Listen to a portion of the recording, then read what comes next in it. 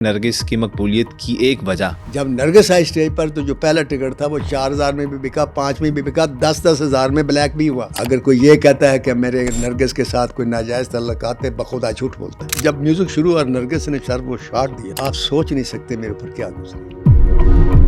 मैं बाबूज़ हूँ, आप यकीन करें सर, नरगिस के साथ बेपनाह अच्छे तल्लुकात थे तो ठरक भी जाता था। 4 फुट का फासला नहीं कभी कम हुआ। अब रीमा को आज ये मेरा प्रोग्राम जब देखेगी तो हो सकता है बुरा लगे, लेकिन सच मैं बोल देता हूँ, खा वो मेरे अपने खिलाफ क्यों ना हो। इतना प्रमोट किया कि फिर एक मकाम ऐसा भी आया कि लड़ाई होगी। आर्टिस्ट क्या है, उसने सिर्फ कहा माँ, वो तेरी खैर। रीमा नमदार हुई, ऊंची आवाज में बोल के कहती है, नासिरुद्दीन साहब, नरगिस ने तानू की देता है। एक खूबसूरत लड़की मेरे सामने आकर बैठ गई तो मैं मुंह इस तरफ क्यों करूंगा भाई। और जो मर्द कहते हैं कि जी हम तो ऐसा नहीं करते, खुदा की कसम झूठ बोलते हैं। आज मैं आपको फिल्म और थिएटर की दुनिया की बहुत बड़ी अदाकारा और खबरों की जीनत बनने वाली खातून के बारे में बताने जा रहा हूँ, जिसका नाम है गजाला अदरीस। लेकिन आज पूरी दुनिया उनको नरगिस के नाम से जानती है। अदाकारा नरगिस कौन थी और फिल्म इंडस्ट्री में कैसे एंट्री हुई? नरगिस के वालिद अपनी बेटी को फिल्मों में क्यों नहीं जाने देते थे? रीमा और नरगिस में क्या इख्तलाफात थे? कौन सी ऐसी फिल्म से नरगिस मकबूल हुई और फिर नरगिस ने पीछे मुड़कर नहीं देखा? नरगिस एक स्टेज ड्रामे का कितना चार्ज करती थी? गुजरांवाला थिएटर में ऐसा क्या हुआ कि नरगिस को हवालात में जाना पड़ा? आज की नरगिस और पहले की नरगिस में क्या फर्क है? ये तमाम बातें जानेंगे हम नासिर अदीब की ज़बानी। अस्सलाम वालेकुम सर, मुर्शद छाए। देखिए मेरी बात सुने, जब आदमी यूँ करने लगता है ना किसी को और घुटनों को हाथ लगा, मेरे घुटनों को हाथ लगावे तो मैं उसे रोक देता हूँ। मैं कहता आज घुटनों को हाथ लगा रहे हो, फिर टखनों को, फिर पाँव को, फिर मेरी जड़ों में बैठ जाओगे, तुम्हारी बड़ी मेहरबानी। नहीं सर, असी जड़ा च नहीं ताड़ी बैठेंगे इंशाल्लाह। अस्सलाम वालेकुम जी, आज हम आपको कहानी सुनाने जा रहे हैं। एक मिनट, ये आपने ठेका लिया है लोगों को कहानी सुनाने का? ले लिए सर। आप एक नाम मेरे सामने रख देते हैं। मेरे प्यारे सामीन, आज कहानी आपको मैं सुनाऊंगा। किसकी सुनाऊंगा ये मैं आपको बताता हूँ। किसकी सर? मैं आज आपको कहानी सुनाऊंगा अपनी पसंदीदा आर्टिस्ट की और अपनी पसंदीदा साथी की और उस लड़की की जिसके पीछे मेरा कलम तकरीबन 25 साल चलता रहा। उस लड़की की कहानी। क्या नाम है इस लड़की का? इतनी जल्दी बता दूं? आप अंदाजा लगाएं क्या नाम है? नहीं, मैं नहीं अंदाजा लगा। आप मेरी लाइफ आपके सामने है, मेरी हीरोइन सारी आपके सामने है, साफ जाहिर है कि वो मेरी हीरोइन है जिसके बारे में बताने लगा हूँ। आप बताएं कौन हो सकती है? अंदाज़ा लगाएं। जिसको मैंने ग्रूम भी किया हो, अपने हिसाब से प्रमोट भी किया हो, जिसका साथ भी दिया और धड़ल्ले से साथ दिया। अंजुमन, आसिया, नरगिस। यस, आसिया जब मेरे पास आई थी तो वो हीरोइन थी और अंजुमन बेगम भी जब मेरे पास आई तो वो भी हीरोइन थी। नरगिस जब मेरे पास आई तो वो हीरोइन नहीं थी, वो हमारे इंतहाई काबिल एहतराम और बड़े मशहूर मारूफ और नंबर 1 रिकॉर्डिस्ट थे। उनका नाम था और है, बल्कि अल्लाह उनको ज़िंदगी दे, इदरीस भट्टी। तो उसकी वो बेटी थी और उसका नाम था गजाला इदरीस। अच्छा, मैं उस लड़की की आपको बात बताने लगा हूँ जो गजाला से नरगिस बनी। सर तो आप उसकी कहानी को सुनेंगे तो, क्योंकि उसकी कहानी कुछ ऐसी कहानी है कि अगर मैं उसको बोलना शुरू करूं तो वो ऐसा लगता है जैसे कोई मेरी किसी नावल की हीरोइन हो, किसी मेरे अफसाने का किरदार हो। वो आम लड़की नहीं है मेरे पॉइंट ऑफ व्यू से। सही। हालांकि सामा बेगम जैसी हम हीरोइन भी हमारी इंडस्ट्री में है, अंजुमन भी हमारी इंडस्ट्री में है, आसिया भी थी, नादरा थी, नीली थी, बाबरा शरीफ हैं, शबनम, ये सारे हीरोइन मेरे सामने हैं और इनके साथ सबके साथ मैंने काम किया है। सही। और बेपनाह काम किया है। लेकिन वो मुझे सारी हीरोइन लगती हैं, मतलब और हीरो कैसी होती है कि एक खूबसूरत लड़की होती है, उसको बेहतरीन परफॉर्मेंस आती है, वो आर्टिस्ट होती है। बिल्कुल। लेकिन जब मैं नरगिस को देखता हूँ ना तो वो मुझे हीरोइन के अलावा कुछ लगती है। वो मुझे एक अफसानवी किरदार लगता है कि कहीं खलाओं में से आई हुई लड़की, कहीं अचानक आई हुई लड़की, अनएक्सपेक्टेड लड़की। अच्छा। जो ना सोच सके कि ये हीरोइन बन जाएगी। अपनी माँ की वो चुनरी पकड़ के साथ साथ आना और सेट पे आना। माँ उनकी आर्टिस्ट थी।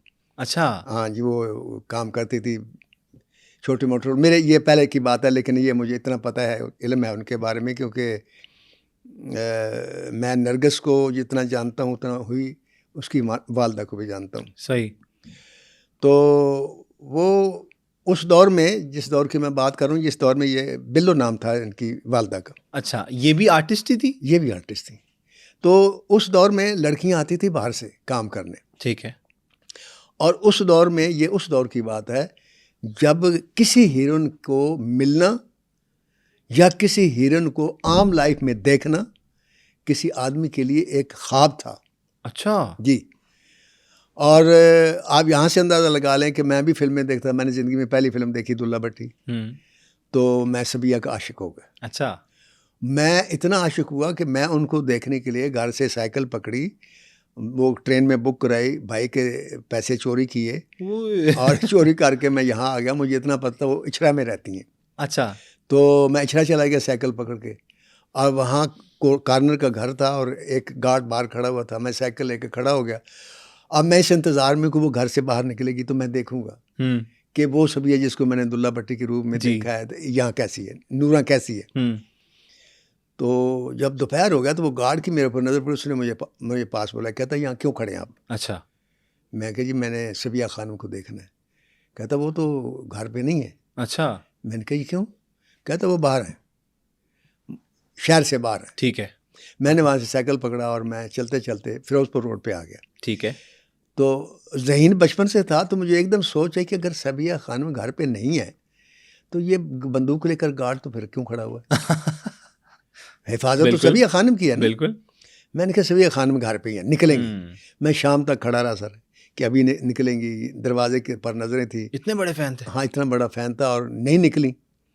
ये वाकया मैंने आपको इसलिए सुनाया है कि उस वक्त आर्टिस्टों के और अवाम के दरमियान एक बहुत बड़ी दीवार थी। ठीक है। ये दुनिया एक अलग दुनिया लोगों को नजर आती। ये एक प्रस्तान था। ठीक है। जैसे प्रस्तान की आप कहानियां सुनते हैं तो ये कहानियां होती थी। बिल्कुल। और उस वक्त किसी भी हीरोइन का, किसी भी आर्टिस्ट का बाहर की दुनिया से सिवाय अपनी फैमिली के राब्ता नहीं होता था। अच्छा, जिस तरह अब है, अब नॉर्मल हो गया है, मुलाकातें। अब और बात है, कैजुअल हो गया। अब बिल्कुल और बात है। अब तो हर हीरोइन हमारे सामने है। जी। तो जो असल बात मैं आपको बताना चाह रहा हूँ वो सुने जी। उस वक्त भी लड़कियों के अंदर जवानी होती थी, प्यार भी उमड़ता था, पसंद भी होती थी, नापसंद भी होती थी, लेकिन उनकी दुनिया क्या थी? घर के बाहर सिर्फ स्टूडियो की दुनिया थी। सही हो गया। और स्टूडियो के जितने फनकार थे उन्हीं के दरमियान उनकी मोहब्बतें परवान चढ़ती थी। लिहाजा अगर उस दौर की देखें तो हर हीरोइन ने स्टूडियो के अंदर शादी की, स्टूडियो से बाहर नहीं किसी ने शादी की। वो सबिया खानम को ले ले, वो दीबा बेगम को ले ले, वो सेबा बेगम को ले ले, वो मुशर्रत नज़ीर को, एक मुशर्रत नज़ीर को छोड़ दे, वो बाहर चली गई थी। जितनी हीरोइन थी और छोटी, सब ने शादियाँ यहाँ की। स्टूडियो के मालिक आगा जी गुल ने भी आर्टिस्ट से शादी की। सही। अपना रियाज बुखारी कैमरामैन है, उन्होंने जुबैदा खान सिंगर से शादी की। सही। एम फाजल ने यहीं शादी की, हैदर चौधरी ने यहीं शादी दूसरी की, और इदरीस भट्टी साहब ने भी यहीं शादी की। ठीक हो गया। और भी मैं कितने नाम आपको गिनवा सकता हूँ जिनकी घरों में फिल्म इंडस्ट्री की औरतें फिल्म इंडस्ट्री के ही लोगों के घरों में रहीं। और अब्दुल हई साहब, उनमें एक भी शादी ऐसी नहीं जो नाकाम हुई। अच्छा।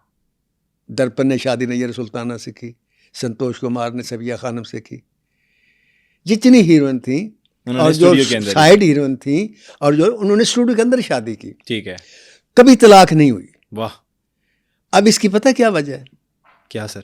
वजह सिर्फ ये है कि स्टूडियो का जो शौहर था वो स्टूडियो में जिस लड़की से उसने शादी की उसके वेयर अबाउट्स को जानता था। ठीक है। कि उसको उसको पता होता था कि इसका नासरुद्दीन भी आशिक है, इसका अब्दुल हई भी आशिक है, फलां भी आशिक है, ये पता था उसको। सही। लेकिन उसको ये पता था कि सब आशिकों को छोड़कर इसने अगर मेरे साथ शादी की है तो कोई वजह है। कोई वजह है। हाँ। तो वो शादियां कामयाब रही। ठीक है।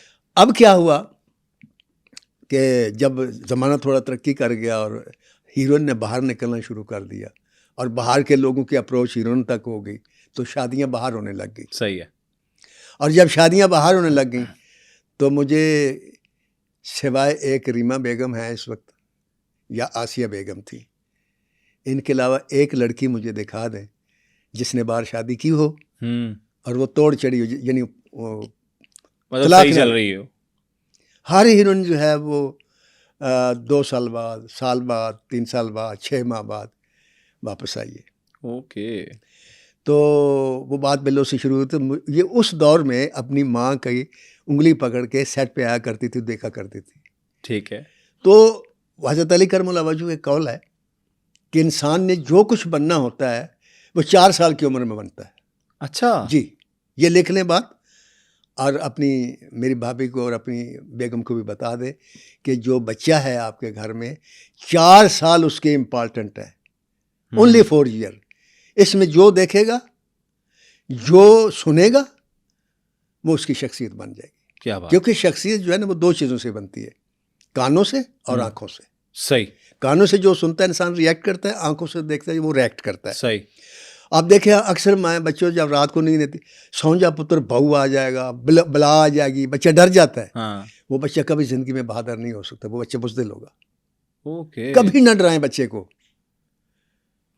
आप बच्चे के सामने कभी झूठ ना बोलें। आप बच्चे के सामने कभी कोई वल्गर बात ना करें।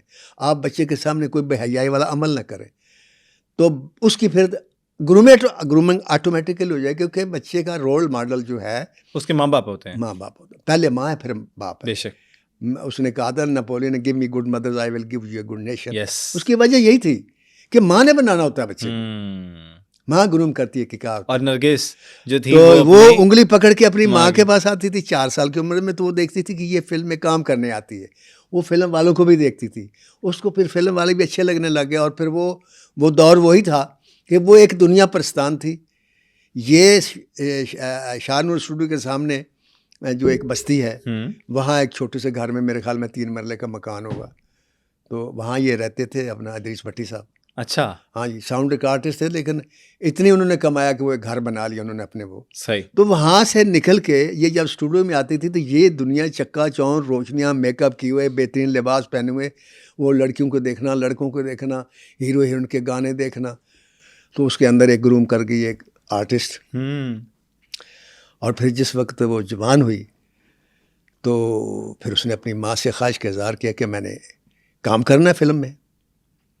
और इदरीस भट्टी साहब जो थे वो दुम पे खड़े हो गए। जैसे एक बाप जो है वो होता है, वो भट्टी भी थे और गैरतमंद भी थे। हर बाप गैरतमंद होता है। तो उनको पसंद नहीं था कि मेरी बेटी काम करे। सही हो गया। ये बहस चली। तो उस बहस में फिर बिलो ने एक दलील दी कि मैं भी तो इंडस्ट्री में काम करती थी। हाँ। आपने मुझे अपनी इज्जत बनाया ना। बिल्कुल। तो मुझे सही समझ के बनाया ना। तो मेरी बेटी अगर इंडस्ट्री में जाएगी तो ख़राब नहीं होगी, मैं गारंटी करती हूँ, उसको जाने दो। अच्छा। तो वो नहीं माने। नागन सफेरा एक फिल्म बन रही थी, उन्होंने इसको ऑफ़र किया, इन्होंने चोरी बाप से उस फिल्म में काम कर ली। और तब इनकी उम्र क्या थी? उसकी उम्र होगी मेरे 17 साल। 76 में ये पैदा हुई है। ठीक है। 76 में मेरी शादी हुई। अच्छा। और 76 में नरगिस पैदा हुई। क्या बात है। तो भट्टी साहब, एक दिन मैं सुबह नाश्ता कर रहा था को मुझे पता चला इदरीस भट्टी साहब आए। मैं बड़ा हैरान हुआ कि इदरीस भट्टी साहब मेरे से तो कोई तलक, वो एक साउंड रिकॉर्डिस्ट है। मैं राइटर हूँ, मेरा तो कभी किसी साउंड रिकॉर्डिस्ट कोई वास्ता हो ही नहीं सकता। मैंने कहा ये बुलाओ, वो अंदर बुला लिया। मेरी बेगम भी बैठी थी, तो वो उन्हें कहने लगी मैंने आपसे एक बात करनी है, लेकिन मुझे तन्हाई चाहिए। ठीक है। मेरी बेगम उठकर ऊपर चली गई। ठीक। तो उनकी आंखों में ना आंसू देखे मैंने। अब मेरे जहन में फ़ौरन ये बात आई कि कोई इनको माली परेशानी है। अच्छा। ये पैसे मांगने आए। ठीक है। अब मैंने जवाब सोच लिया, क्योंकि मेरे पास पैसे देने के लिए थे ही नहीं। ठीक है। मतलब मेरा अपने बच्चे थे, और उस वक्त मेरे 3 बच्चे थे और तीनों पढ़ते थे। सही। और स्कूल में चले गए थे, तो मैं उधार पकड़ के गुजारा कर रहा था। मतलब बच्चों की तालीम, आला दर्जे के स्कूलों में दाखिल करवाया, वो पंगा लिया। ठीक है। वो महंगा पड़ा। अब मैं ये सोच लिया मैंने कि अब मैंने जवाब क्या देना है। तो मैंने बड़े आहिस्ता से कहा, मैंने कहा हाँ भट्टी साहब बोलो। अब मेरे मतलब ये थे, ये कहेंगे कि मुझे ज़रूरत है, मुझे 10-20 हज़ार रुपया चाहिए। तो उन्होंने बोलने की बजाय ना मुझे हाथ जोड़ दिए। मैं और मेरे पाँव तले से ज़मीन निकली। अब मुझे पता चला कि ये वाकई मेरे से कुछ मांगने आए हैं। मैं कहा भट्टी साहब तुसी मेरा हाथ ना जोड़ो प्लीज़, तुसी हुक्म करो, गल की। हाँ। अब मैंने ये फैसला कर लिया कि मैं इनको पैसे दूंगा, खा मुझे उधार लेने पड़े। ठीक है। जिस तरीके से उन्हें हाथ जोड़े। तो उनकी आंखों में आंसू आके कहते नासिर साहब मेरी एक जवान बेटी, मैं 2 बेटियां ने मेरी हैं, एक मेरा बच्चा है। तो मेरी बच्ची जी ने वो काम करना चाहती फिल्म। अब मैं सोच गया कि ये चाहते हैं कि मैं उनको काम में दूँ। सही। तो मैं कहने लगा भट्टी साहब तुम फिक्र न करो। तो अगों उन्होंने की किया, कहता फिक्र है मैनू नासर साहब, मैं तो हाथ इस वास्ते जोड़े ने कि सब तो ज़्यादा फिल्मां तुहाडे कोल ने, तुसी मेरी बेटी ने काम नहीं देना, मैं नहीं चाहता कोई इंडस्ट्री चाहे। अच्छा। जब ये उन्होंने बात की मैंने कहा भट्टी साहब आप चले जाएं, मेरी फिल्म में नहीं होगी। नरगिस। हाँ चले गए। अब मेरे सबसे ज़्यादा फिल्में मेरी उस वक्त या सूदी भट्ट के साथ थी, या यूनुस मलिक साहब के साथ थी, या हसन अस्की साहब के साथ थी। मैंने अपने तीनों डायरेक्टरों को जनाब बारी बारी बुलाया और ये कह दिया और कहा कि ये बात यह है कि अगर आपने मुझे राइटर लेना है तो फिल्म में नरगिस नहीं होगी। अब सब ने कहा जी नहीं होगी। अच्छा। लिहाजा वो इधर उधर के डायरेक्टरों के साथ वो काम करती करती फिर मुझे पता चला कि भट्टी साहब जो है उनका कंप्रोमाइज़ हो गया और उन्होंने इजाज़त दे दी अपनी बेटी को कि वो फिल्म में काम करें। ठीक है। फिर सर एक दिन मुझे पता चला कि बिल्लो आई है। अच्छा। तो उस वक्त भी इत्तेफाक से मैं नाश्ता कर रहा था। अब मुझे पकड़ने का प्रोड्यूसर को पता था यही टाइम होता है। ठीक है। जब मैंने बुलाया उनको अंदर, वो आई तो मेरी उन्होंने कहा अपनी बेगम को भी बुलाएं। मैंने बेगम को भी बुलाया, खैर वो भी आ गई। उनका एक बड़ा पर्स था उनके पास बिल्लो के लिए, नरगिस की वालदा के पास। नरगिस की वालदा एक अजीम औरत है। अब ये नहीं कि मैं उन्होंने मेरे साथ जो किया मैं इस बात से कह रहा हूँ, उन्होंने जिनके साथ किया मैं उनको भी जानता हूँ। सही। तो उन्होंने पर्स खोला, उस पर्स में से उन्होंने 3 वो जेवरात जिनमें होते हैं ना, जी जी, वो डब्बे निकाले। तो मेरी 2 बेटियां थी, उन्होंने जनाब एक डब्बा मेरी एक बेटी को, दूसरा डब्बा दूसरी बेटी को और तीसरा डब्बा मेरी बेगम को दिया। मैंने कहा जी ये आप क्यों कर रही हैं? कहती नासिर साहब भट्टी साहब आपके पास आए थे कि नरगिस को काम नहीं देना, तो अब नरगिस को इजाज़त मिल गई है, मैं इसलिए आई हूँ कि मेरी हर फिल्म में, आपकी हर फिल्म में मेरी बेटी ज़रूर है। तो उसके बाद मैंने अपने बयान को रिवर्स किया। मैंने हर डायरेक्टर से कहा कि अगर मेरे साथ काम करना है तो फिल्म में यू टर्न हो गया कि नरगिस ज़रूर होगी। जब मैंने ये जुमला बोला कि अब मेरी हर फिल्म में नरगिस होगी, तो सब डायरेक्टरों ने मुझे, मैं एक एक के पास गया तो सब ने एक ही स्माइल दी मुझे, और बड़ी मनखेज़ स्माइल दी, क्योंकि नरगिस उस वक्त 17 साढ़े 17 साल की नौजवान नौखेज़ कली, और मेरे बारे में उनको पता था कि मैं बड़ा ठरकी आदमी हूँ। ओके। और मेरा ईमान है कि हर जीनियस आदमी ठरकी होता है, अगर वो ठरकी नहीं तो वो जीनियस नहीं है। और राइटर ख़ास तौर से अगर वो ठरकी नहीं है, हाँ बदकार ना हो, ठरकी हो, रोमांस करे, ठीक है, भंवरा ना बने, रस न चूसे, सही, फूल की खुशबू ले। तो उनको पता था कि मैं रोमांटिक हूँ, तो लेकिन हमारी इंडस्ट्री में ये जो मेरा फ़लसफ़ा है ये बहुत कम लोग अपनाते हैं। ठीक है। उनके बारे में वो है कि सब कुछ आगे चलता है। सही है। तो उनको यकीन हो गया कि इनकी आपस में डील हो गई, यानी भट्टी साहब के साथ तो डील हो गई, लेकिन नासिरदीप साहब की भी डील हो गई। ठीक है। लेकिन मैं बावजूद, आप यकीन करें सर, नरगिस के साथ बेपनाह अच्छे ताल्लुकात थे, तो ठरक भी जाता था। ठीक है। 4 फुट का फासला नहीं कभी कम हुआ। क्या बात है। कभी हाथ नहीं लगाया। नरगिस जिंदा है और हमेशा इज्जत की और बेपनाह साथ दिया, फिर उसे प्रमोट किया, और इतना प्रमोट किया कि फिर एक मकाम ऐसा भी आया कि लड़ाई होगी। किससे? मेरे से नहीं। अच्छा। आप सोचे किससे लड़ाई हुई? रीमा से तो? हाँ, रीमा से लड़ाई है। अब आपने ये कैसा, क्योंकि मैंने रिसर्च जब की तो मैंने देखा कि रीमा और इनके इख्तिलाफात तो थे। हाँ जी। अब लड़ाई की वजह क्या थी कि आपको पता रीमा बेहतरीन डांसर है। बेशक। तो नरगिस भी डांसर थी। बेशक। अब रीमा को आज ये मेरा प्रोग्राम जब देखेगी तो हो सकता है बुरा लगे, लेकिन सच मैं बोल देता हूँ, खा वो मेरे अपने खिलाफ क्यों ना हो। सही। मैंने बचपन में पढ़ा था कि रक्स आज़ा की शायरी होता है। अब मुझे इसकी समझ नहीं आती थी कि रक्स आज़ा की शायरी यार कैसे होता है। रक्स होता है, बिल्कुल, उसमें शायरी और आज़ा की शायरी यानी कैसे आ गई, तो मैं नहीं समझ आती थी। फिर एक दिन मैं सेट पे चला गया, नरगिस का गाना था, तो उसने मुझे बुलाया कि आपने ज़रूर सेट पे आना है। ठीक है। तो मैं भी चला गया। तो वहाँ डायरेक्टर ने शार्ट जो था वो कंसीव किया वो डांस डायरेक्टर अशरफ शिराजी साहब थे, अब मरहूम, अल्लाह उनको जन्नत बख्शे। आमीन। उन्होंने शार्ट बनाया सर, तो उन्होंने जब शार्ट बनाया तो मैं सोच में पड़ गया कि ये जितना इसने लोच लिया है वजूद का डांस डायरेक्टर ने, और जो इसके एक्सप्रेशन है, क्या ये नरगिस कर पाएगी? क्योंकि मैं तो कभी सेट पे देखा नहीं था। हाँ। जब म्यूजिक शुरू हुआ और नरगिस ने सर वो शॉट दिया तो आप सोच नहीं सकते मेरे ऊपर क्या गुजरी। मुझे ऐसा लगा कि यार इंसान का वजूद भी बोलता है, सिर्फ जुबान से नहीं बोलता, इंसान का वजूद भी बोलता है। उस वक्त नरगिस पांव से सर तक बोल रही थी, तो मुझे पता चला वाकई रक्स आज़ा की शायरी है। ये आज़ा की शायरी रीमा के पास नहीं थी। रीमा डांसर बेहतरीन थी। ठीक है। अब अपने नाजरीन के लिए और आपके लिए कि ये डिफरेंस के बेहतरीन रकासा वो थी रीमा। ठीक है। ये रकासा थी, बेहतरीन डांसर नहीं थी। सही हो गया। लेकिन ये उससे आगे थी। इसको आज़ा की शायरी करना आती थी, उसे आज़ा की शायरी ने, उसे नाचना आता था। अब इसको यूं ले लें, एक एक्टर होता है, एक आर्टिस्ट होता है। पृथ्वीराज कपूर के बेटे जो राज कपूर थे, डायरेक्टर भी थे और एक्टर भी थे। ठीक है। उनकी प्रोफेशनल जेलसी दिलीप कुमार साहब के साथ थी। अच्छा जी, जैसे यहाँ रीमा की नरगिस के साथ थी। तो अंदाज फिल्म लगी, उसमें दिलीप कुमार भी थे, उसमें राज कपूर भी थे।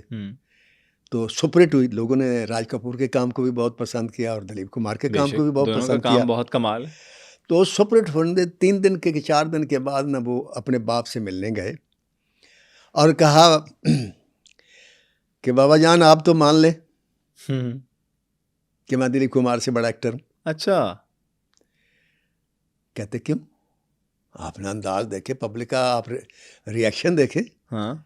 लोग कहते क्या बात है राज कपूर की, और वो बेशक कहते हैं कि क्या बात है दिलीप कुमार की, लेकिन मेरी अप्रिसिएशन को देखकर आज तो माने कि मैं उससे बड़ा एक्टर हूँ। तो मुस्कुराए, उसके शाने पे हाथ रखा, थपकी दी, कहता बेटा मुबारक हो, तुम्हारी फिल्म कामयाब हुई, लेकिन याद रखो तुम बेहतरीन एक्टर हो, दिलीप कुमार बेहतरीन आर्टिस्ट है। क्या बात है। अब आर्टिस्ट और एक्टर में क्या फ़र्क होता है, अब उसकी मज़ीद तशरीह करूँ जी। एक्टर वो है जो जुमला बोलकर पब्लिक को बताता है कि मैं ये चाह रहा हूँ। ठीक है। मसलन उसने बता दिया कि माँ अगर तुमने मेरी ये बात ना मानी तो मैं खुदकुशी कर लूँगा। सही। ये एक्टर है। ये एक्टर है।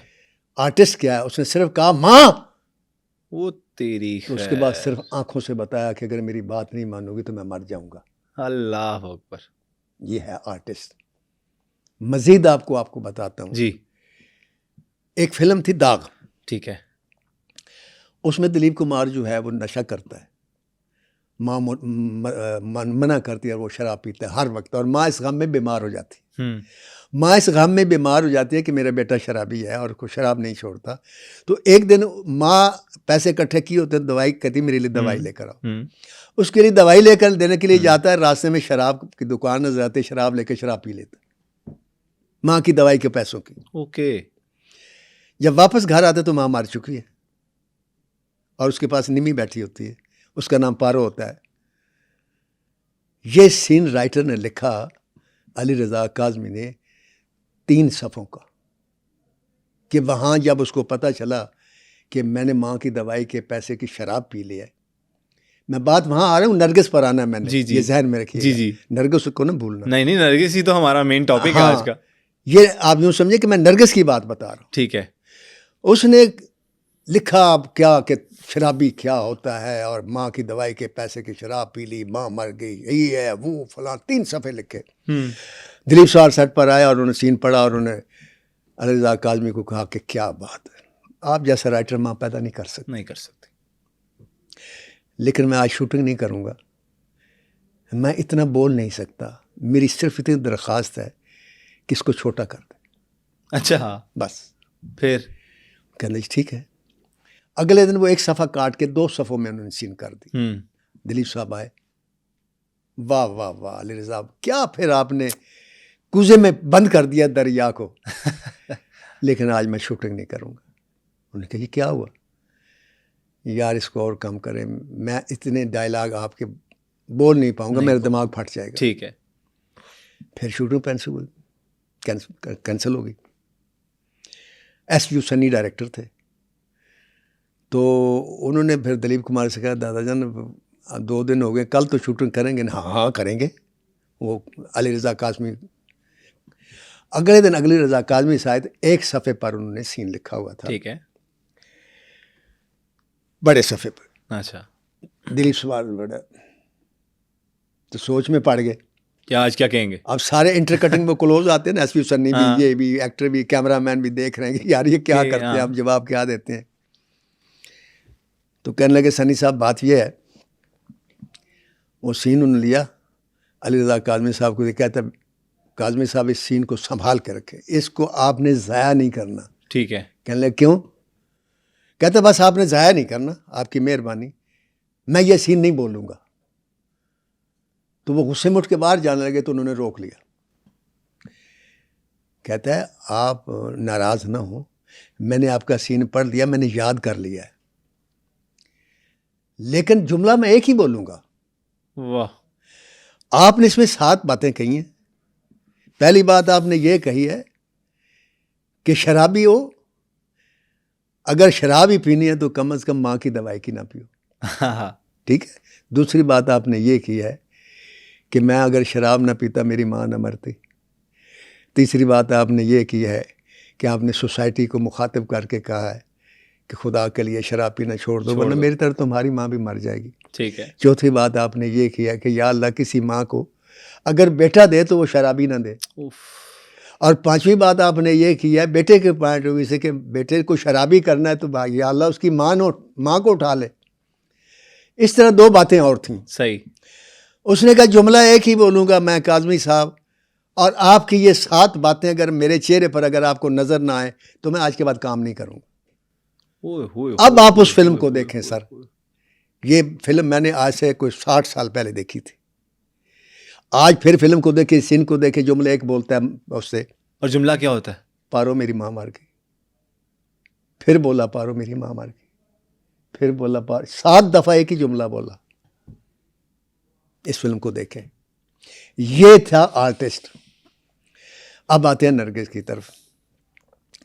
सर अब आप कभी नरगिस की फिल्म देखें और रीमा की भी फिल्म देखें, रीमा बेहतरीन डांसर है, इसमें तो कोई शुबा ही नहीं है। लेकिन जब आप नरगिस की फिल्म देखेंगे ना सर, तो नरगिस आपको इधर उधर देखने नहीं देगी। जो रक्स कर रही होगी वो उसके फेस पर भी होगा, और जो उसके फेस पर होगा वो उसकी आंखों में भी होगा। हो। रीमा का आप डांस देखेंगे, फेस पर वो चीज़ नहीं होगी, आंखों में वो चीज़ नहीं होगी। अब इसकी मैं मिसाल देता हूँ। तारी कर लेती थी। ओहो, तारी कर भी देती थी और तारी हो भी जाती थी लोगों पर। सईद नूर साहब को मैं एक बात की दाद देता हूँ, वो फिल्म चूड़ियाँ बना रहे थे, उसमें एक गाना था बारिश का, और सेक्सुअली सीड्यूस करने की दावत देने वाला एक गाना था, और बारिश का गाना था। कुछ बोल भी उन्होंने ऐसे लिखा दिए, सजन नेड़े आ आ आ मैं मर गई हूँ। ठीक है, बड़ा मशहूर ज़माना गाना, बड़ा मशहूर ज़माना गाना। उन्होंने रीमा को नहीं लिया, उन्होंने नरगिस को लिया। आप वो गाना देखें, अब उसकी नेड़े आ आ आ 3 दफ़ा है ना सर, 3 दफ़ा आपको मुख्तलिफ एक्सेंट मिलेगा उसमें। मैं मर गईया पर मर गईया का असर मिलेगा। और उस चूड़ियों के उस गाने ने जहाँ चूड़ियों को इतना पुश किया फिल्म को, वहाँ नरगिस को एकदम उठाकर ऊपर ले आया। और नरगिस मकबूल हो गई। मकबूल हो गई, ये नरगिस थी। और अगर मैं एक बात पूछूं कि नरगिस की मकबूलियत की एक वजह, वो ये गाना ही था? नहीं, नरगिस की मकबूलियत की वजह सिर्फ ये था कि उसको पैशन था, इश्क था अपने काम से, और वही इश्क जो था उसके चेहरे पर एक्सप्रेशन भी लाया। और नरगिस जो थी वो सबकी, अपने बाप की मुखालफत के बावजूद और लोगों की मुखालफत के बावजूद, रीमा की मुखालफत के बावजूद, लगती होती आर्टिस्टों की। रीमा और नरगिस की ये तो लड़ाई थी ही कि काम उसको मिल रहा है, नरगिस को, रीमा को उसका काम मैं नहीं भी मिल रहा। शिकार हुआ ना सर। तो क्या आपका क्या ताल्लुक था नरगिस के साथ? एक फिल्म थी जिसमें पहली बार मैंने गाना रख दिया रीमा और नरगिस का, दोनों का इकट्ठे, और सुनने वाली अंजमन है। अच्छा। हाँ जी मैडम रानी थी। आप भी, मैंने आप लगाया शरारती थे। शरारती नहीं था वो। देखिए हम पब्लिक को सामने रख के मैं तो फिल्म लिखता हूँ। मैं अपने आप को सेटिस्फाई नहीं करता। मैं ठीक जब एज ए राइटर फिल्म लिखता हूँ, फिर दोबारा जब मैं उसको पढ़ता हूँ तो मैं ऑडियंस के तौर पर पढ़ता सही। हूँ। फिर उसमें जो चीज़ मुझे अच्छी नहीं लगती मैं तब्दील कर देता हूँ। तो उस वक्त चूँकि रीमा और नरगिस की ये चपकलिश लोगों के इल्म में भी थी और दोनों डांसर थी, तो मैंने कहा दोनों का मुकाबला करवा देते, ज़रा मज़ा आएगा दोनों का। ठीक है। वो गाना रख दिया।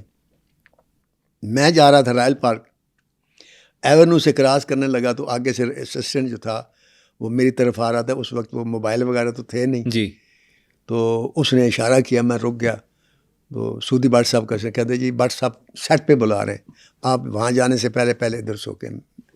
मैं चल गया, मैंने गाड़ी मोड़ ली। मैंने कहा शायद कोई सीन का प्रॉब्लम होगा तो मुझे बुलाया होगा। ठीक है। लेकिन एवेन्यू में एंटर होते हुए मुझे एकदम ख्याल आया कि आज तो गाना था। हाँ, तो गाने में मैंने क्या करना है, मतलब आपका तो काम ही कोई नहीं मेरा गाने तो में। कोई काम ही नहीं है, तो उन्होंने मुझे क्यों बुलाया। खैर मैंने यही सोचा, मैंने कहा हो सकता है कोई और काम हो। मैं सेट पर चला गया। भाई साहब अभी मैं सेट पर एंटर हूँ तो मैंने देखा कि शूटिंग बंद है, सारे बैठे हुए, लाइट साफ है, एक तरफ सूदी भट्ट साहब बैठे हूँ। तो एकदम मेरे जहन में ये ख्याल आया कि शायद गाना आज नहीं कर रहे। अच्छा। हाँ, तो फ्लैट के पीछे से ना, फ्लैट होते छोटे छोटे लगे, उसमें वो बड़ी थी, बालकोनियाँ बनी थी, उसके पीछे से एकदम रीमा नमदार हुई। अच्छा। और ऊंची आवाज में बोल के कहती है, नासिरुद्दीन साहब नरगिस ने तानू की दिता है जेड़ा मेरे को नहीं हैगा, मेरे को ले लो, उस तो डबल ले लो। उन्हें केड़ी चीज की चार्म देता तो मैंने समझा दो। मुझे तो सकता हो गया, मेरा तो मैं बिल्कुल, मेरा रंग ही उड़ गया। अब मैंने सूदी भट्ट की तरफ देखा तो वो इस तरीके से बैठा हुआ सारे चुका आगे। अब रीमा ने यूँ बोलना शुरू किया है, यूँ बोलना, जितने इल्ज़ाम वो मेरे ऊपर लगा सकती थी उन्होंने लगाए। और मैंने बड़े हौसले और दिल गुर्दे से सुने।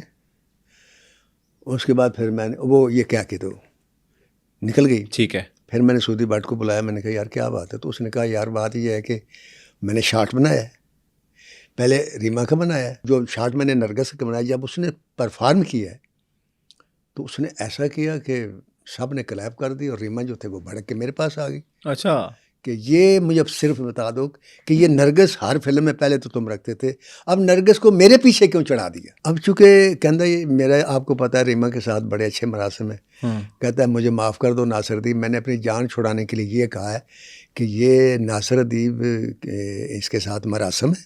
अच्छा। तो उनको सिफारिश थी, लिहाजा अब मैं चूँकि उनके बगैर काम नहीं करता, मैं नासिरुद्दीन की सिफारिश को तो नहीं रद्द कर सकता, लिहाजा मेरी मजबूरी है। तो मैंने कहा, मैंने उसको, आपको पता मेरी उसके साथ खैर बेतकल्फ़ी बहुत है, मैंने उसको 2-4 गालियाँ दी। मैंने कहा मेरे उसके साथ क्या मरासिम है भाई। कहता यार वो नहीं है, मैंने अपनी जान छुड़ाने के लिए बात की है। अच्छा, था कुछ भी नहीं ऐसा। हाँ जी। खैर फिर जनाब बड़ी मुश्किल से उनकी सुलह करवाई और रीमा को फिर मैंने कसम खाई। मैंने कहा रीमा बेगम जी, मैं ज़िंदगी में आज तक किसी भी कोई आर्टिस्ट मेरे सामने लेकर आए कि जिससे मैंने पैसे लिए हों, रिश्वत ली हो, या उसको ब्लैकमेल किया हो, या उसकी किसी मजबूरी से फ़ायदा उठाया, ठीक, एक को मेरे सामने ले आए। मैंने कहा मैं ट्रेड छोड़ दूंगा। वाह। और आज 52 साल हो गए मुझे इंडस्ट्री में, 18 साल की उम्र में इस वक्त आपसे बावजूद होकर बात कर रहा हूँ, आपसे पूछ रहा हूँ, मेरा सिकंदर पढ़ा कोई? नहीं, ना देखा, ना पढ़ा, ना पढ़ा होगा, ना सुना, ना सुना होगा। क्यों कि वही बात है कि प्यार में हर एक से किया, हर एक को पसंद किया, हर एक की तारीफ़ें की, रोमांस किया, एंजॉय किया, सही, लेकिन 4 फुट के फासले से किया। ये मेरा राइट है। एक खूबसूरत लड़की मेरे सामने आकर बैठ गई तो मैं मुंह इस तरफ क्यों करूँगा भाई। और जो मर्द कहते हैं कि जी हम तो ऐसा नहीं करते, खुदा की कसम झूठ बोलते हैं। वो मैंने तो सर अम्मादुल लाल हुसैन के पास एक लाल हुसैन क्यों था, पहले ये सोचे ना। ये फ़कीर जो होते हैं, वली जो होते हैं, वली की 2 निशानियाँ हैं। दुनिया तो कहती है ना वली की ये निशानी हो, बहुत इबादत गुजार होगा, दिन रात इबादत, नहीं, वली की पहली निशानी ये है कि शायर होगा। अच्छा। वली की दूसरी निशानी ये है वो हकीम भी होगा। और वली की आखिरी निशानी ये है कि आशिक मिजाज होगा। सही हो गया। अगर ये 3 खूबी उसमें नहीं है तो वो कंप्लीट वली नहीं है। ठीक। इश्क अल्लाह ताला की सुन्नत है भाई। वो तो आदमी से, हमसे इश्क करता है, माँ बच्चे से इश्क नहीं करती। और माँ से 70 गुना ज्यादा अगर वो प्यार करता तो फिर आशिक नहीं है हमारा, रब की जात, बेशक। तो ये जो इससे जो बचना या झूठ बोलना, यार नहीं नहीं मैं ऐसा नहीं करता, मैं फिर उसे कहता हूँ मैं 2 ही सूरत, या तू वली है, लेकिन अगर वली भी है तो आशिक तो होना चाहिए। मेरा ईमान है कि तू बीमार है। तो इसलिए वो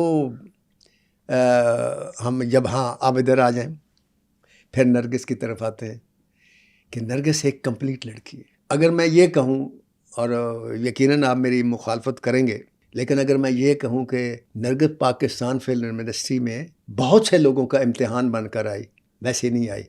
ये इंडस्ट्री उसकी मंजिल नहीं थी, ये इंडस्ट्री उसका एक रास्ता था जो उसने अपनाया। दाएं बाएं सारे लोग घेरने वाले, पकड़ने वाले, चाहने वाले, ब्लैकमेल करने वाले, और नरगिस हर एक से दामन बचा कर मूव करके आगे।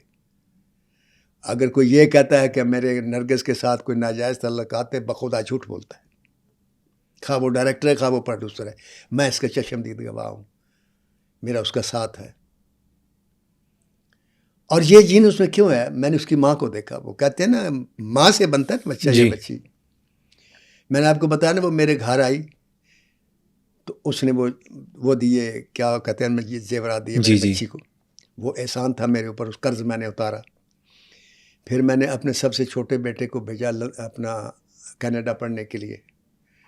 उसको हर साल 13 लाख रुपया चाहिए था, और 6 साल का कोर्स था, और मैं राइटर था, और मैं उस दौर में 60,000, 80,000, लाख ये मेरा रेट था। और इधर बाकी घर के अखराजात भी थे। तो तकरीबन 3 साल तो मैं अपने बच्चे को फीड करता रहा। चौथे साल मैंने अपनी ज़मीन भी बेच दी जो गांव की थी, मकान भी बेच दिया, फिर भी पैसे पूरे नहीं होते। एक दिन मैं परेशान बैठा था, तो ये बिल्लो जो है तो ये बैठी थी, आई तो मैं सर झुका के बैठ, कहती नासिर साहब की गल, तू सिर झुका के बैठो, खैर है। मैंने उसको बताया इस तरीके से वो है तो पैसों का मामला, पैसों का मामला है, तो 50,000 रुपये कम में। अब मैं उधार भी ले लेके था कि मैं सोच रहा हूँ किससे मांगूँ। कहती छो पर नाश्ता, तुम इतने कितनी देर तक बैठे हो? मैं कि मैं इतने सीन सूदी बांटते लिखना, मैं यहीं बैठा हूँ। कहती अच्छा। वो चली गई। कुछ 20 मिनट बाद आई होगी तो उसने 1 लाख रुपया मेरी तली पर रखा। मैंने कहा बिल्लो ये मैंने नहीं लेना। मैंने कहा वो गिफ्ट था जो तुमने दिया था, वो मैंने ले लिया। ये पैसे मैं नहीं लूँगा, ये मैंने अपने बच्चे के।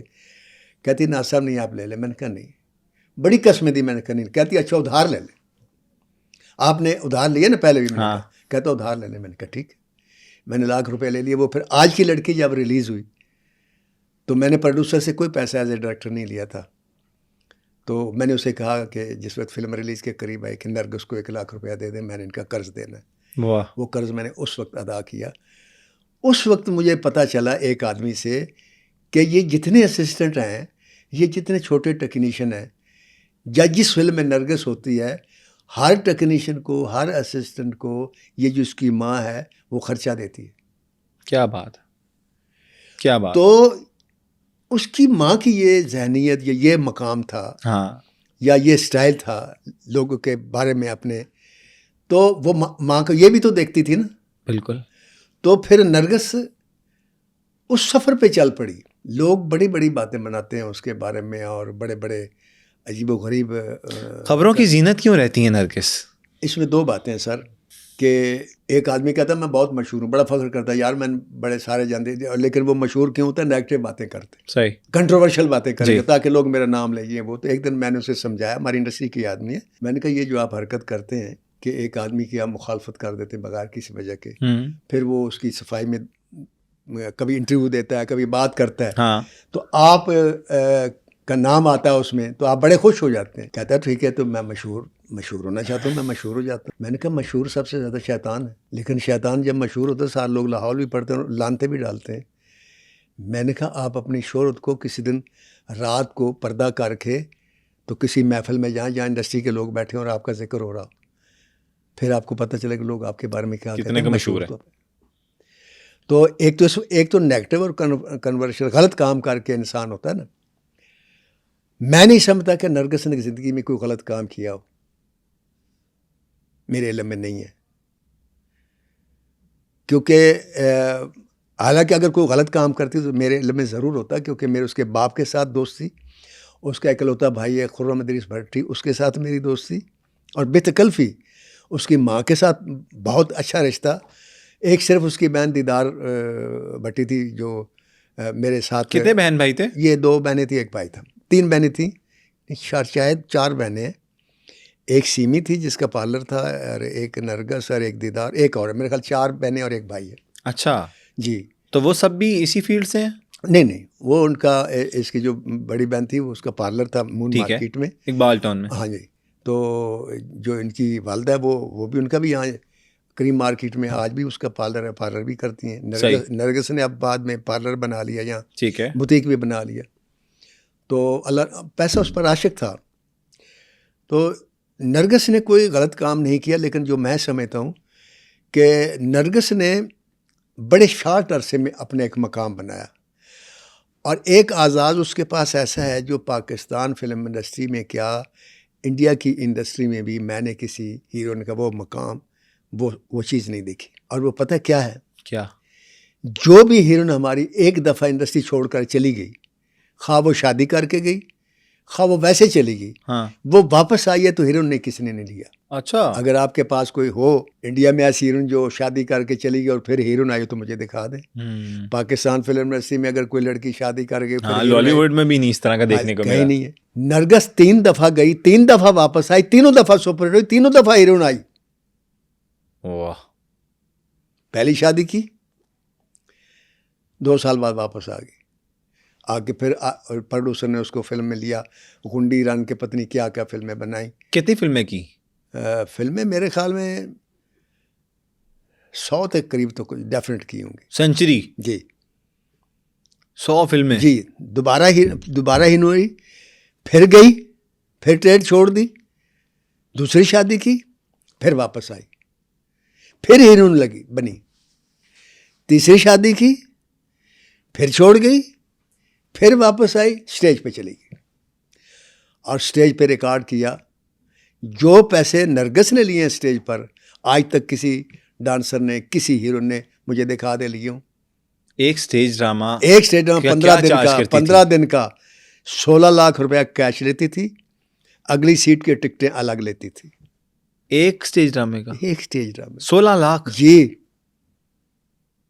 और किसी ड्रामे में जिसमें नरगिस थी, प्रोड्यूसर को नुकसान नहीं हुआ। 4-4 हज़ार रुपये के टिकट की रस्म जो थी वो नरगिस के प्ले से चली, स्टेज प्ले से, वरना सबसे ज़्यादा टिकट अगला 500 का होता था, पीछे 300, फिर 200, फिर 100।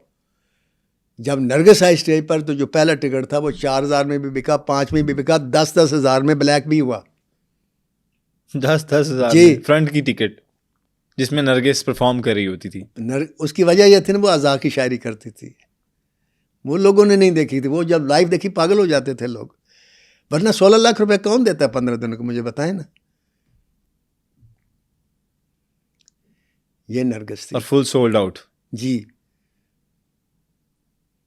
आपको मैंने देखा नरगिस की कहानी में सवाल ही नहीं करने दिया, क्या क्या हीरोइन होगी वो, क्या लड़की होगी। मैंने इतने सवाल लिखे हुए थे, मैं दिखा भी दूं लोगों को।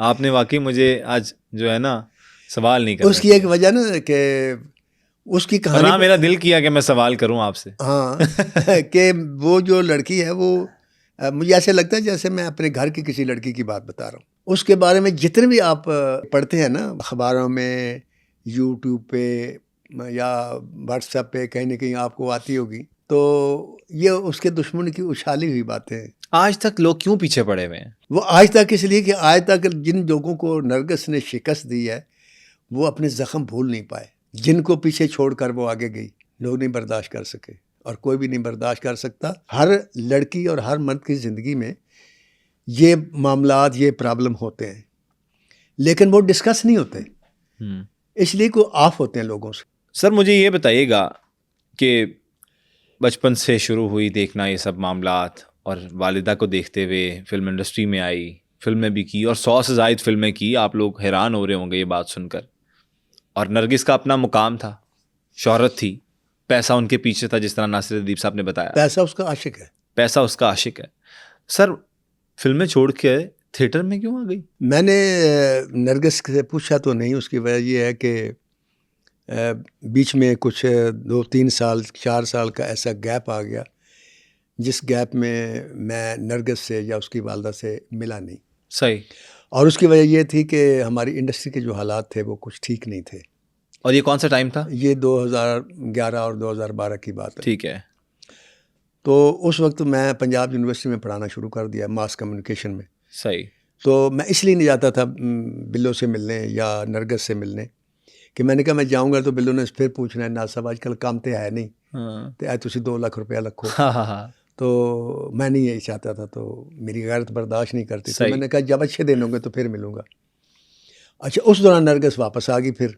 और 2010 में तो मैंने जहाँ तक पढ़ा है, मैं गलत भी हो सकता हूँ, आप मुझे सही करिएगा, 2010 तक नरगिस का अरूज था। जी हाँ, इसमें हकीकत? बिल्कुल हकीकत। तो उसके बाद फिर ये 11-12 की बात है, जब ट्रेड फिनिश हो गई, रूबा जवाल हो गई, तो नरगिस आई। तो नरगिस ने फिर देखा कि उसको ऑफर हुई इसके स्टेज पे लेके। ठीक है। तो इसने ना कहा कि मैं नहीं करती, क्योंकि पैसे उसके पास थे, वो बहुत कमाती है। उसके जितना पार्लर उसकी बहन का ये सच चलता है। मैंने आपको बताया ना कि पैसा उन पर आशिक है। ठीक है। उसके बाप ने भट्टी स्टूडियो बनाया। अच्छा। तो जो भी गाना रिकॉर्ड होता है ना, वो भट्टी बड़े स्टूडियो स्टूडियो में होता। अच्छा, इसकी वजह यह भी है कि जो उनके पास टेक्निकल वो क्या होते हैं, वो एक इंस्ट्रूमेंट्स पुर्जा होता वगैरह। है, मुझे उसका नाम नहीं आता, वो सिर्फ उनके पास है। सही। दूसरी बात यह है कि बाप बहुत अच्छा रिकॉर्डिस्ट था, बेटा उससे भी अच्छा रिकॉर्डिस्ट। सही। तो उधर से भी पैसा आना शुरू हो गया। पार्लर बनाया जब नरगिस ने, तो उससे बेपनाह कमाई हुई। बुटीक बनाया, उससे बेपनाह कमाई हुई। मतलब जिस चीज़ में उसने हाथ डाला है ना, पैसा उड़ के उसके पास आया। सही। तो उसने अपने जो मेरे जो अंदाज़ा है कि एकदम इतना रेट नहीं होता, वरना ये खुशबू थी वो, और कितनी लड़कियां थीं, फरा थी, फलां थी, आफरीन थी, पता नहीं क्या लड़कियों का नाम था। वो 15-15 दिनों कोई 2 लाख, कोई 2.5 लाख, कोई 3 लाख, बस ये या इससे ज़्यादा नहीं लेती थी। तो इसने उनको पीछे करने के लिए ना, कि यार मेरे पीछे न पड़ जाए, तो इसने उनसे 15 लाख रुपया मांगा और उन्होंने दे दिया। उनका ठीक है। जब 15 लाख रुपया मांगा तो प्रोड्यूसर ने अगला ड्रामा दिया, तो कहते उन्हें 1 लाख रुपया बता दो। फिर 16 लाख हो गया, फिर 17 भी हुआ, फिर 18 भी हुआ, फिर 19 भी हुआ, और फिर 20 लाख भी हुआ फैसलाबाद में जब शो करने गई। 20 लाख रुपए। जी। तो इस तरीके से वो स्टेज प्ले की तरफ गई। हालांकि ये इसलिए नहीं गई कि भाई इंडस्ट्री में होना, इंडस्ट्री में वो काम नहीं था। सही है। एक तो काम नहीं था, डाउनफॉल आ गया हुआ था इंडस्ट्री हाँ, ये का। डाउनफॉल था। तो दूसरा ये था कि जो फिल्में बन रही थी ना, वो डायरेक्टर बस ऐसे ही लोग अपना वो ठरक पूरा करने के लिए बना रहे थे। वो कैपिटल सिनेमा में लगती थी, 2 दिन 4 दिन या 1 वीक चलती थी, उतर जाती थी। डाउनफॉल कब से शुरू हुआ आपने देखा, जबकि इंडस्ट्री अब बैठ रही है और आपने भी फैसला किया और नरगिस ने भी आपके मतलब साथ फैसला कर लिया कि यार बस अब ये छोड़ते हैं? इंडस्ट्री जो थी ना सारा 2010 तक तो चलती रही। सही। और 2010 तक पब्लिक फिल्म देखती रही। वो मैं कहता हूँ, हालांकि इंडस्ट्री का जवाल उस वक्त शुरू हो गया था जिस वक्त सुल्तान राय की डेथ हुई। अच्छा। 96 में। लेकिन वो 2010 तक 10-12 साल चलती रही। उसकी मिसाल ये है कि जब दरिया भरपूर बह रहा हो ना, और पीछे से एकदम बंद हो जाए, हाँ जी। तो उसे खुश्क होने में कम से कम महीना लगता है। सही कह रहे हैं। तो इसी तरह वो एक भरपूर इंडस्ट्री चल रही थी और आइडियंस आ रहे थे। शान आ गया और सुल्तान राय की जगह एक मुमराना भी आ गया। तो लोगों ने कहा कि यार देखो ये कैसी फिल्में बनाते हैं। वो लोग देखते रहे, लेकिन लोग देख के मायूस होते रहे और सिनेमा से दूर होते रहे। सही। वो दूर होते होते इतने दूर हो गए फिर कि फिर वो फिल्म जो थी वो सिर्फ कैपिटल और ओडियन में लगने के लिए रह गई। सही हो गया। और वो इंडस्ट्री ख़त्म हो गई। ठीक। इस वजह से वो स्टेज पे गई और स्टेज पे भी राज किया। अब देखें ना कि एक लड़की जो इतने बहरान से निकली हो और उस पर इतने इल्ज़ामात भी हों, हाँ, तो इसके बावजूद पब्लिक उसको लाइक करे, तो इससे आपको यकीन कर लेना चाहिए कि वो इल्ज़ामात, वो सारे स्कैंडल जो थे वो झूठ थे और वो गलत थे। वरना तो एक लड़की जब शादी करके जाती है वापस आती है, लोग उसे देखना, ऑडियंस उसे देखती नहीं, उसके गाने पर बड़े क्यों नहीं लगाते, इसीलिए प्रोड्यूसर उसको दोबारा हीरोइन भी नहीं लेता कि यार अब इसने शादी कर ली। लेकिन नरगिस ने शादी करने के बाद फिर वापस आई, लोगों ने फिर बढ़के लगाई। सर क्या वजह थी कि नरगिस को जेल में भी जाना पड़ा? हाँ जी, जेल में अगर गई है तो वो किसी क्राइम की वजह से नहीं गई है। वो असल में ये था कि स्टेज पे लड़कियां जो थी वो डांस करती थी सारी, आपको पता है कंपटीशन तो शुरू हो जाता जी। है ना, तो सब लड़कियों को तो इसने घर भेज दिया स्टेज की थी, किसी की कोई वैल्यू नहीं रही थी, तो नरगिस ही होती थी और वो अकेली वो काफ़ी होती थी, तो उनकी तो रोटी रोज़े का भी मसला था। तो अब वो नरगिस के पीछे पड़ गई किसी तरीके से इसकी मुखालफत की जाए, तो नरगिस की क्या मुखालफत करते वो कि जी वो डांसर अच्छी नहीं है, वो काम अच्छी नहीं करती, वो टाइम पे नहीं आती, वो टाइम पे भी आती थी और कोई वादा खिलाफी भी नहीं करती थी। तो गुजरांवाले में एक प्ले था, सही। तो वहाँ नरगिस, अब वहाँ गुजरांवाले के ज़रा लोग भी वो पहलवान टाइप और उस हाँ किस्म जी। के होते हैं, बड़के और ये वो फलां। तो नरगिस तो खैर वो आर्टिस्ट थी कि उसके जो चाहने वाले हैं ना, जो उसके फ़ैन थे, लाहौर में अगर शो होता था तो सियालकोट से भी 20-20 आदमी की टोली आती थी, गुजरांवाला से आती थी, फैसलाबाद से आती थी। यही वजह है कि गुजरांवाला में स्पेशल शो किया गया, उसके एक वीक के वो प्ले किया जाए। ठीक। तो वहाँ फिर उसने वो डांस किया, तो उसके जब वो आज़ा की शायरी थी वो गुजरांवाले के लोगों को भा गई और उन्होंने जो बड़के और नोट फेंकने शुरू किए, तो वो जो साथ वाली लड़की थी उनके से बर्दाश्त ना हुआ, तो उन्होंने जनाब वो शिकायत कर दी थाने में कि जी उसने तो कपड़े उतार दिए स्टेज पर। ये इल्ज़ाम उस पर लगा, पुलिस आई और पुलिस आपको पता बहाने मांगती किस किस्म के आर्टिस्ट के ख़िलाफ़ कोई पर्चा है तो हम देखें, और वो उनको ले गए। तो उसने कहा जी मेरे तो प्ले की वीडियो बनी हुई है, आप देख लें, मैंने डांस किया है, मैंने कोई नौजुबिल्ला को कपड़े नहीं उतारे, मैं क्यों उतारूँगी, लोग मुझे लाइक करते हैं। तो खैर अगले दिन वो पैचअप हो गया, फिर वो वापस आ गई। तो ये एक हादसा हुआ, तो उसकी ये भी मुखालफत हुई थी उसकी किरदार कुशी के हवाले से। लेकिन उसको आज तक इतनी बातों के बावजूद मैं नहीं समझता किसी ने ये मान लिया हो कि उसका किरदार जो है वो ठीक नहीं है या वो ऐसी है जैसे लोग कहते हैं। ऐसी नहीं है वो, सही। वो ऐसी है जैसे मैं जानता हूँ, जैसे मैं कह रहा हूँ, आप यकीन करें वो ऐसी है। उसके अंदर उसकी माँ से भी ज़्यादा हमदर्द, माँ से ज़्यादा सखी, माँ से ज़्यादा लोगों की इज़्ज़त करने वाली एक औरत है। क्या बात है। वो औरत जो है वो अब निकल के बाहर आ गई। अब अगर कभी आप नरगिस के घर जाएं, मैं तो नहीं गया, काफ़ी अर्सा हुआ, लेकिन जो गए उनकी मैं आपको बात बता रहा हूँ कि अब जब आप जाते हैं ना घर, तो आपको ऐसे लगता है जैसे फ़लस्तीन की कोई लड़की आपसे मिलने आई है। ऐसा ड्रेस होता है उसका, 5 वक्त की नमाज़ पढ़ती है, डेली तिलावत करती है, खैरात करती है, सदक़ात करती है, गरीबों के काम आती है। किसी भी गरीब आदमी की कोई शादी हो, कोई ये कोई मसला लेना देना हो, वो ये मैं कहते हैं पुज के जाना। हाँ। उसकी ख्वाहिश होती है कि मुझे कोई बुलाए और वहाँ उनकी बेटियों को मैं रुखसत करूँ। क्या बात है, क्या बात है। स्पिरिचुअल कब से होने लग गई, दीन की तरफ कब से आने लग गई थी नरगिस? मेरा जहाँ तक ख्याल है कि दीन से उसका रिश्ता जो है ना वो कभी ख़त्म नहीं हुआ। उसकी एक वजह है मेरे पास कि मैं फ़िल्म बना रहा था, उस फिल्म का नाम था इंटरनेशनल लुटेरे। वो मेरे दोस्तों की फ़िल्म थी, तो उसमें मैं करता धरता था। नरगिस की मरी में शूटिंग थी, ठीक है। तो हमारी शूटिंग हो रही थी इधर मानसेरा में, हरीपुरा में ठहरे हुए थे। इकबाल कश्मीरी साहब डायरेक्टर थे। तो सुबह चाहिए थी, तो मैंने क्या किया कि मैं सुबह मैंने गाड़ी ली। हाँ। और मैं सुबह वहाँ पहुँच गया मरी। वहाँ किसी की ये शूटिंग कर रही थी, तो मैंने कहा एक दिन के लिए तुम मेरे साथ आ जाओ। सही। ये आ गई। जब आई तो हम पिछली सीट पर बैठे थे, ड्राइवर आगे था, तो जो बिल्लो थी वो भी आगे बैठ गई, पीछे मैं नरगिस थी तो मैं पीछे बैठ गया। तो बल्कि बिल्लो ने कहा कि ना साहब तुम पीछे बैठ जाओ, मैं पीछे बैठ गया।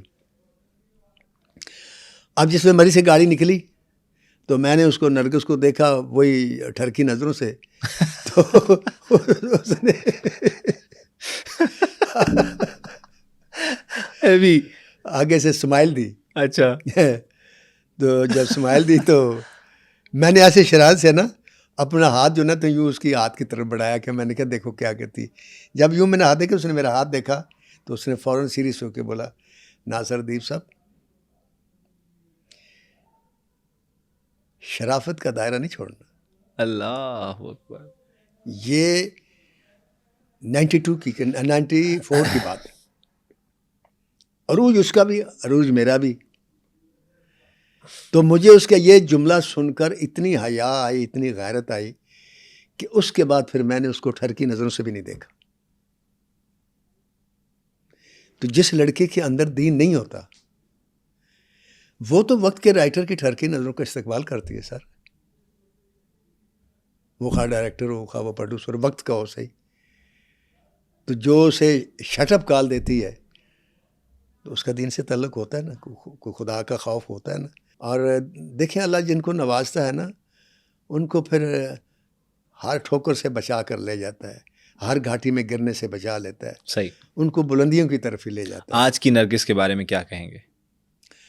आज की नरगिस पहले काबिल इज़्ज़त थी, आज काबिल एहतराम है। नासिर साहब, आज की कहानी जो है ना उसमें आपका किरदार था, और जिस तरीके से आपने सुनाई और जो हमारी ऑडियंस ने सुनी और खूब इंजॉय भी किया होगा इस कहानी को सुनकर, और नरगिस के ऊपर जो स्कैंडल्स और जो तोहमात लगते रहे हैं शायद वो भूल जाएं, क्योंकि हम कोई नहीं होते उसे माफ़ करने वाले, रब की ज़ात ऊपर बैठी है उसको माफ़ करने वाली। इसी के साथ अपने होस्ट अब्दुल हई को दीजिए इजाज़त। नेक्स्ट एपिसोड में किसी नई पर्सनालिटी के लिए मुझे भी इजाज़त दीजिए। नरगिस के हवाले से मैं अपने अवाम से ये बात कहना चाहता हूँ कि याद रखें कि जिसको हम बुरा कहते हैं या बुरा समझ लेते हैं, खुदा के लिए ऐसा समझना छोड़ दें, क्योंकि ज़रूरी नहीं कि वो बुरा हो। और जिसको आप बहुत अच्छा समझते हैं और समझ लेते हैं, ये भी ज़रूरी नहीं कि वो बहुत अच्छा हो। अच्छा कौन है, बुरा कौन है, इसका फ़ैसला क़यामत के रोज़ होगा। क़यामत से पहले खुदा बनने की कोशिश न करें, इंसान बने। क्या बात है, इंसान बने जी। इसी के साथ अपने होस्ट अब्दुल हई को दीजिए इजाज़त। अल्लाह हाफ़िज़ नासिर।